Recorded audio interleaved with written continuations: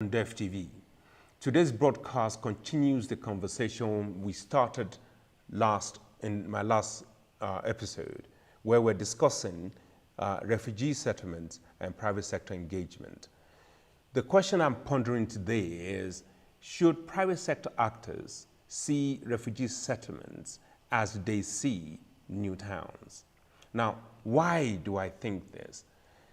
Typically, in refugee settlements, they have almost the same rights and freedom as the indigents of a new town. So rights to roam, right to establish enterprise and livelihood opportunities, activities. And typically in new towns, the infrastructure around these new towns are usually under development or still in development. And so it is for refugee settlements. And typically products, goods and services that is required by indigents of new town are usually at some distance away from the new town. And this is exactly the same as in refugee settlements. Now, livelihood opportunities in new towns are fairly limited, as is in refugee settlements. And economic activities are typically very, very low or very weak in new towns, as is in refugee settlements.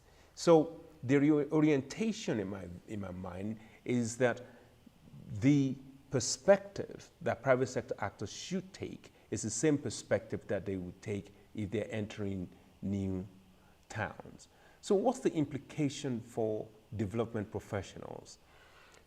In my view, when development professionals pitch private sector actors, the focus should be entry into new markets or new towns. The typical risk that is associated with new towns is exactly what it is for refugee settlements. The risk of movement back and forth between borders are typically the same sort of movement that you get in new towns. Now, the opportunity of a new town is what development practitioners should focus on, as opposed to highlight the temporary nature of refugees or refugee settlements. The advantage that development professionals have is because they work with these refugees, so they should be able to do a proper analysis of investment costs as it relates to the return that private sector potentially can get from engaging in refugee settlements. That should be the focus of the pitch.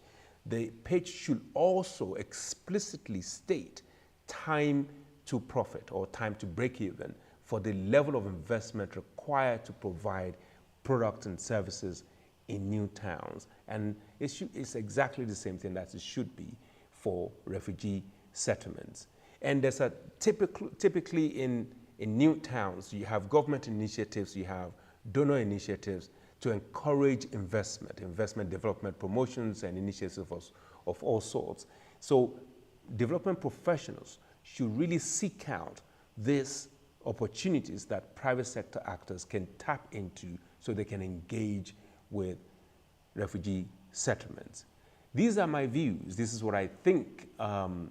This is why I think that private sector development professionals should pitch refugee settlements, engaging in refugee settlement as they would pitch entry into a new town. So, question for you. Are there reasons that private sector should not consider settlements as new towns? Please leave your answers in the comment section below. Thank you for watching. See you next time.